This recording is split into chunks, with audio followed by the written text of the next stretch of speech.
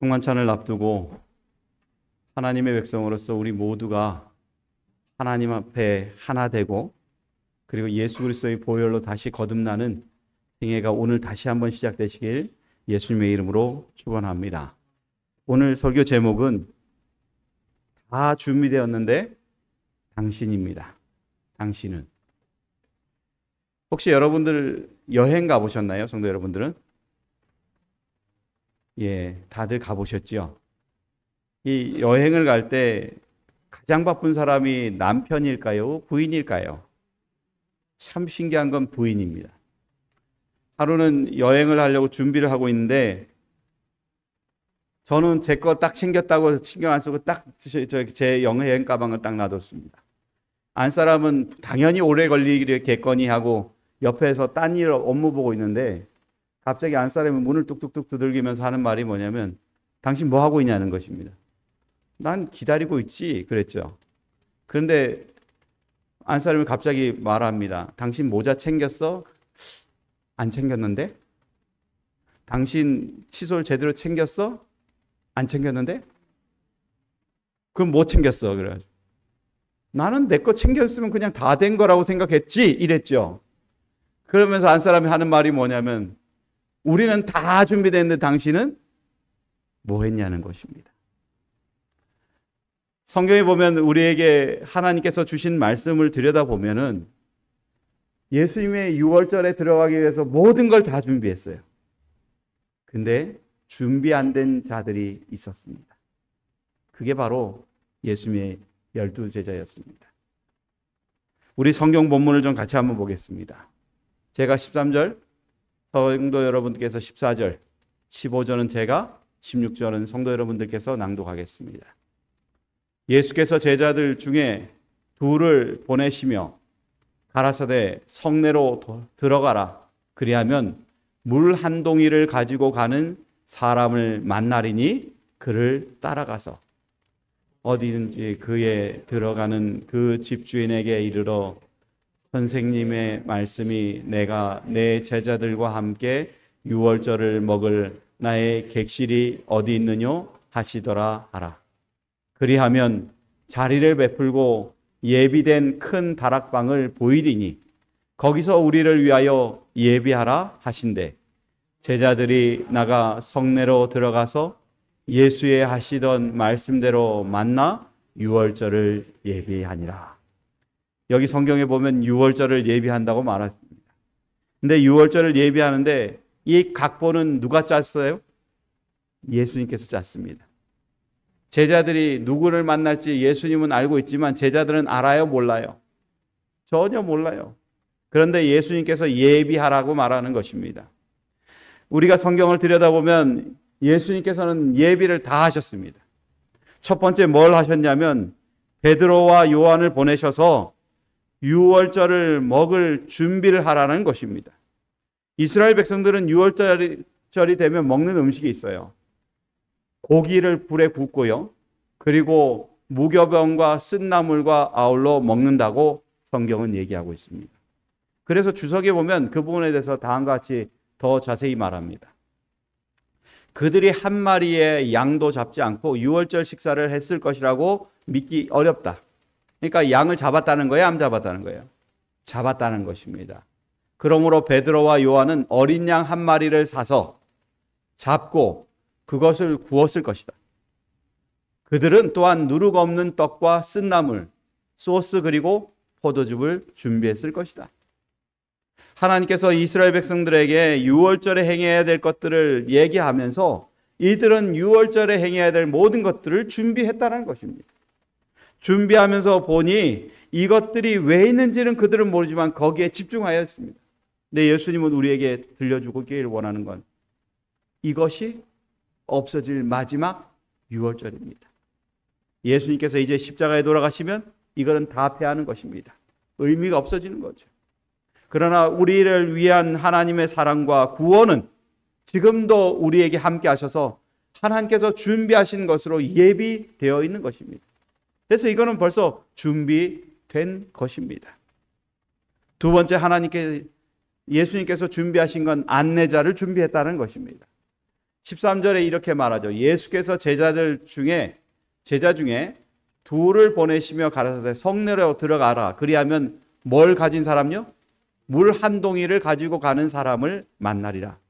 여러분, 성내에 들어가면 사람들이 물동이를 들고 가는 사람들이 많을까요? 적을까요? 많은 것입니다. 근데 거기서 물동이 들고 가는 사람을 만나는 게 쉬울까요? 어려울까요? 많은 사람 중에 하나예요. 근데 주석이나 여러 책들을 보니까 물동이를 들고 가는 건 대부분 여성인데 한 남자가 그걸 들고 갔다는 것입니다. 찾기가 어려워요, 쉬워요? 예, 한 남자만 찾으면 되는 거예요. 제자들이 가는 모든 여정을 예수님께서 미리 말씀해주고 했기 때문에 제자들은 지금 가면서 누구만 찾으면 돼요? 물동이 든 남자 하나만 찾으면 되는 것입니다. 그래서 예수님께서 준비하신 것 두 번째도 쉽게 해결되는 것입니다. 세 번째는 뭐가 준비되어 있는가? 14절에 이렇게 말합니다. 같이 볼까요? 시작. 어디든지 그에 들어가는 그 집주인에게 이르되 선생님의 말씀이 내가 내 제자들과 함께 유월절을 먹을 나의 객실이 어디 있느뇨 하시더라 하라. 여기 보니까 이 예수님께서 말씀하시는 것들을 들여다보니까 세 번째는 뭐냐면 주인, 그 물동이 들은 사람을 쫓아가면은 누구를 만난다고요? 집주인을 만난다는 것입니다. 근데 그 집주인을 만나는데 가서 말하기를 이렇게 버릇 없는 사람이 없어요. 유월절 먹을 나의 객실이 어디 있냐는 것입니다.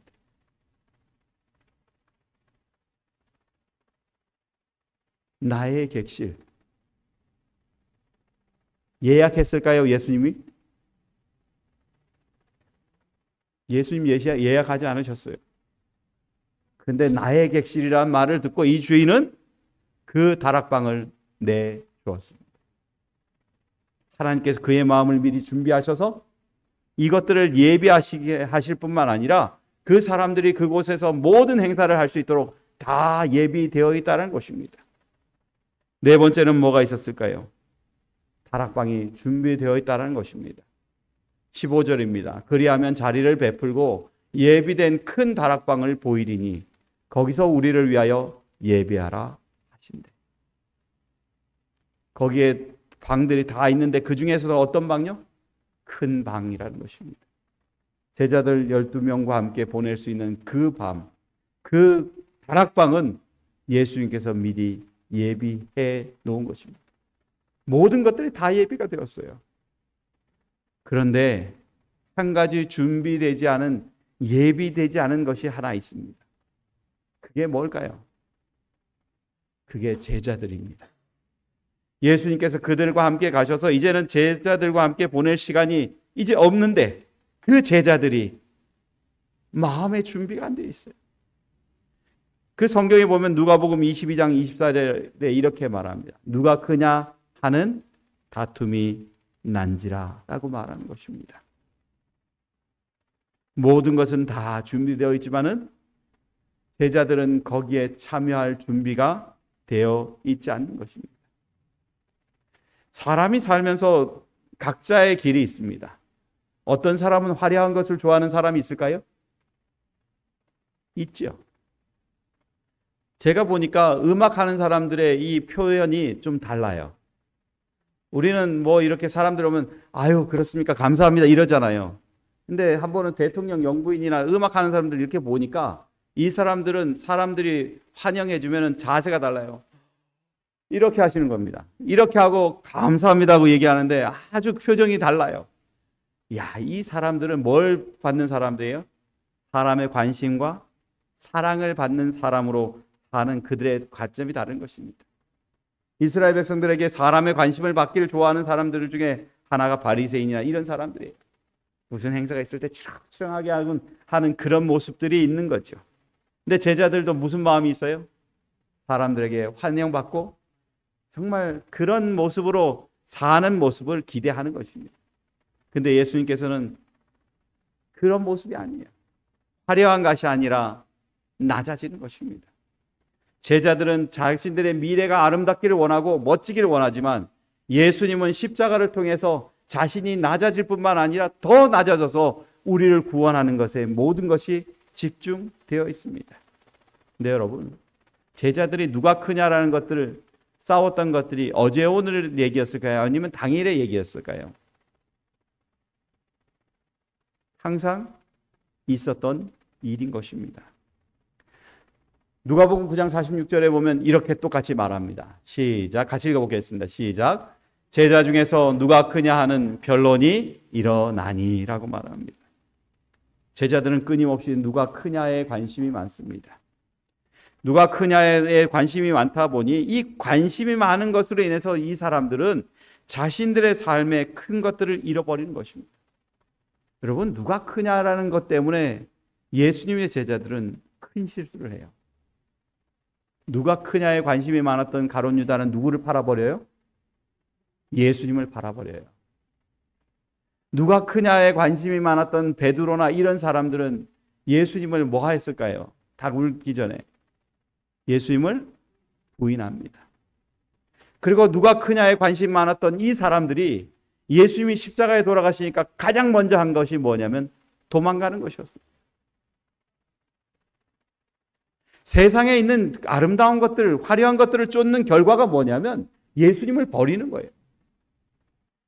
그런데 예수님께서 원하시는 건 뭐냐면 그런 것들을 쫓아가는 것이 아니라 예수 그리스도를 직접 마음속에 품고 겸손해져서 정말 하나님께서 원하시는 그 길을 가라는 것입니다.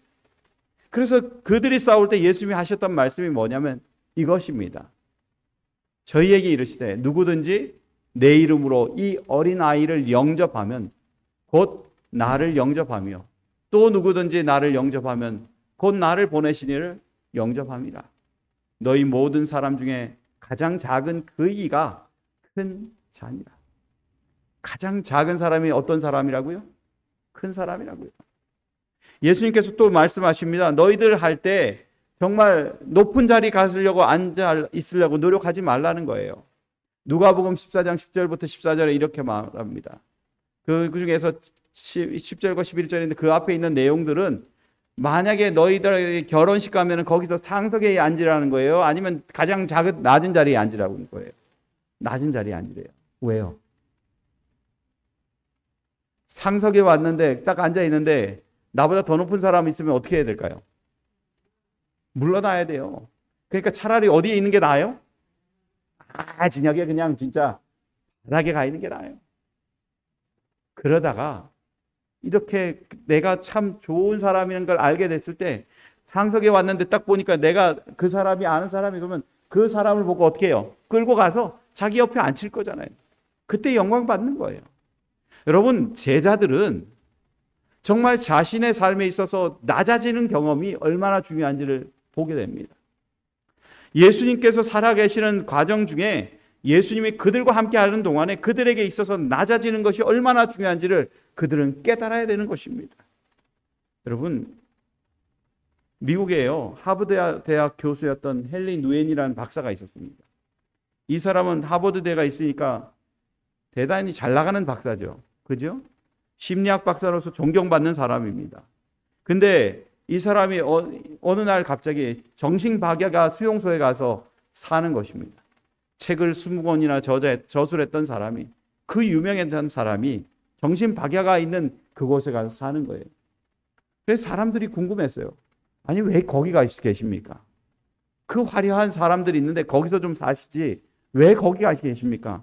그때 이 사람이 자기가 쓴 책에다가 자기의 솔직한 마음을 적어놓은 게 이것입니다. 한번 좀 같이 볼까요? 시작. 그동안 나는 올라가는 길만을 추구했다. 어려서부터 공부를 잘해 신동이라고 추앙되고 하버드 교수에까지 올라왔다. 나의 저서 20여 권은 무사람들의 인기를 얻었다. 그러나 어느 날 정신박야가 아담군을 만났을 때 인간의 고통에 동참하는 내리막길을 통하여 예수를 바로 알 수 있다는 것을 깨달았다.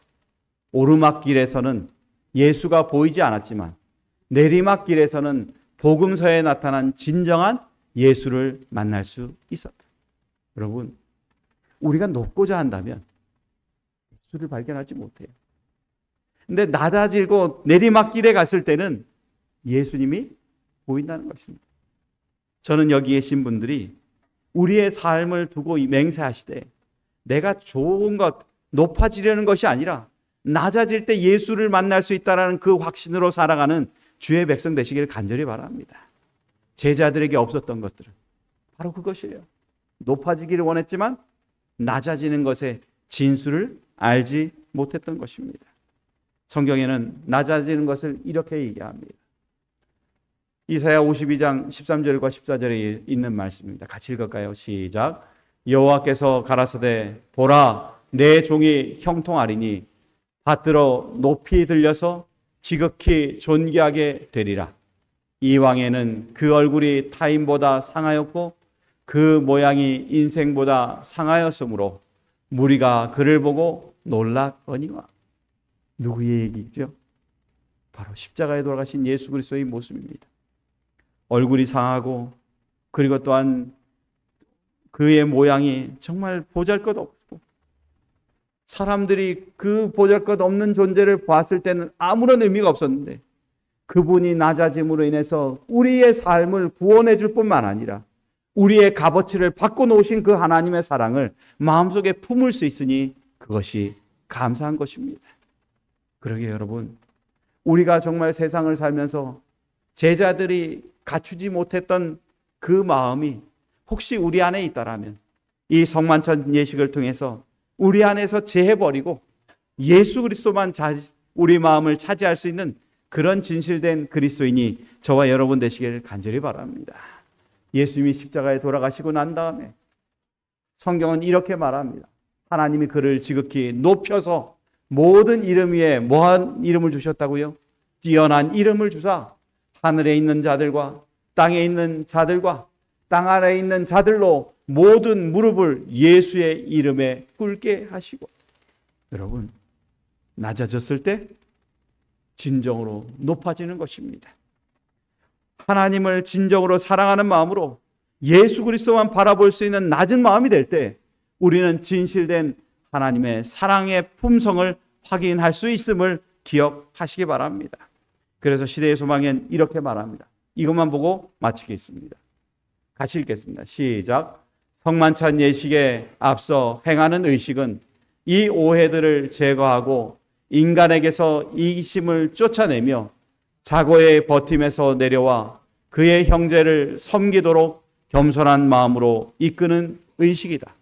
거룩한 순찰자가 이때 하늘에서 내려와 이 의식이 심령을 살피는 의식, 죄를 뉘우치는 의식, 그리고 사죄의 복된 보증의 의식이 되도록 하기 위하여 참석하신다.